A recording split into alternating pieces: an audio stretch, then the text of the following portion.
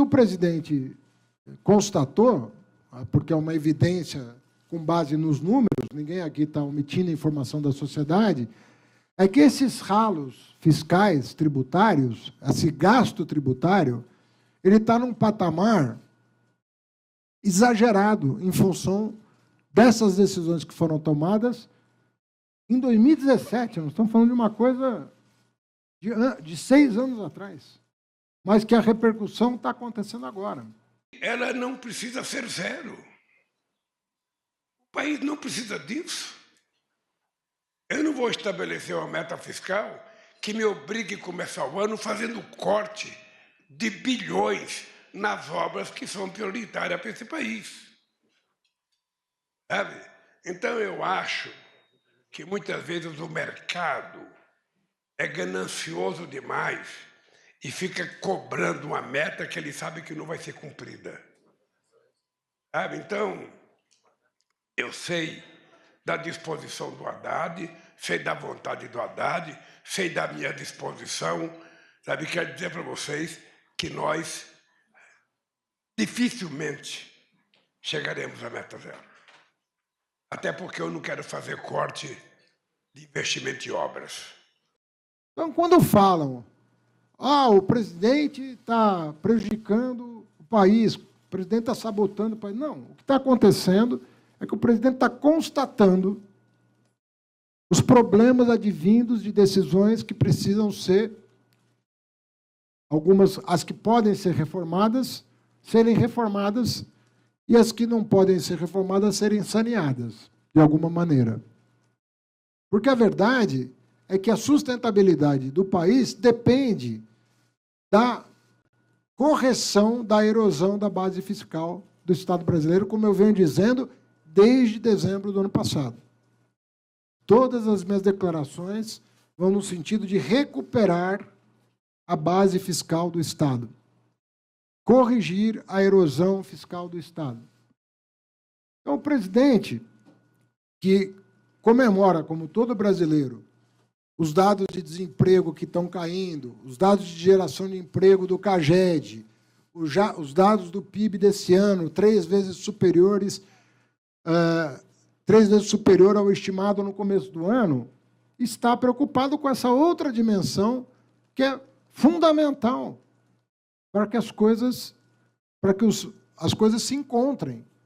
Só que eu quero trazer para vocês 2 questões que não estão no radar da imprensa, apesar de ser objeto das minhas declarações há muito tempo, e que remontam a decisões que foram tomadas em 2017, uma pelo Supremo Tribunal Federal e uma pelo Congresso Nacional. Em relação ao Supremo Tribunal Federal, primeiro em relação ao Congresso Nacional, a Lei Complementar 160, né? Vocês sabem que a Lei Complementar 160 tem um dispositivo que alterou uma outra lei e que abriu uma brecha enorme para as tais subvenções. Só para que vocês tenham uma ideia do tamanho do problema. A medida provisória 1185, ela corrige essas distorções. Portanto, tudo dando certo, 2023 vai ser o último ano dessa enorme brecha que permite ainda às empresas abater da base de cálculo incentivos fiscais dados pelos estados e, para além dos incentivos fiscais dados pela União, por exemplo, no âmbito da região da Sudene, que é incentivada, como todos vocês sabem, e cujos benefícios estão mantidos. Não obstante isso, o abatimento da base de cálculo da contribuição social sobre o lucro líquido do imposto de renda à pessoa jurídica, que no ano passado foi de 149 bilhões, a estimativa para este ano, e eu fiz até uma pequena confusão numa declaração que eu dei semana passada, imaginando que o número que eu vou repetir dizia respeito à projeção de 2024, e não, diz respeito à projeção de 2023. O abatimento da base de cálculo projetada para este ano, desse dispositivo, é de 200 bilhões de reais.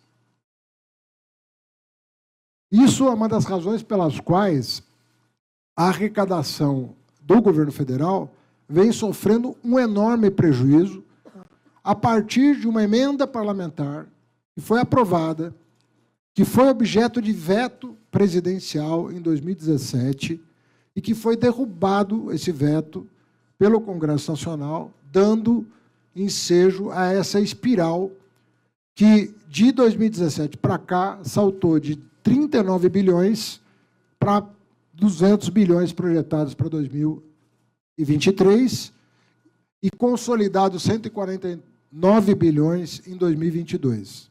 Mas vocês precisam informar as pessoas sobre o que o presidente da República, com o que ele está tendo contato, que diz respeito à decisão do STF, também de 2017, uma decisão por 6-5, que retirou da base de cálculo do PIS/COFINS o ICMS recolhido pelas empresas, que não há da parte do presidente, nenhum descompromisso, muito pelo contrário.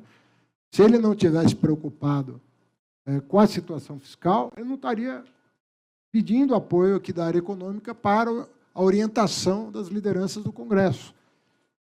E isso é algo que precisa ser feito pelos 3 poderes. Não é só a área econômica, nem só o executivo. Os 3 poderes precisam estar cientes do que está acontecendo. Então, nós estamos aqui da maneira mais transparente possível, tanto em relação à presidência, quanto em relação à sociedade, explicando as razões da nossa preocupação. Porque isso, né, poderia ser um precatório, estaria na conta do calote que foi dado. Mas está fora. Está fora daquela conta. Aliás, nenhum governo de 2017 para cá se preocupou em resolver esse problema. Nenhum dos 2 que antecederam este governo. O problema existia desde 2017 e ninguém endereçou. Só que ele foi erodindo a base fiscal. E nós estamos aqui para resolver. Até porque não há tempo. Nós não temos... A partir do momento que a gente colocou a questão fiscal de novo na ordem do dia, coisa que não está na ordem do dia há 10 anos, né? Há 10 anos ninguém acompanha o resultado primário no país. Agora que a questão está na ordem do dia, porque é um governo que quis colocar na ordem do dia, nós precisamos olhar para trás e ver o que nós estamos herdando para resolver. E não é um problema de fluxo, é um problema de estoque dessas decisões. É fluxo e estoque.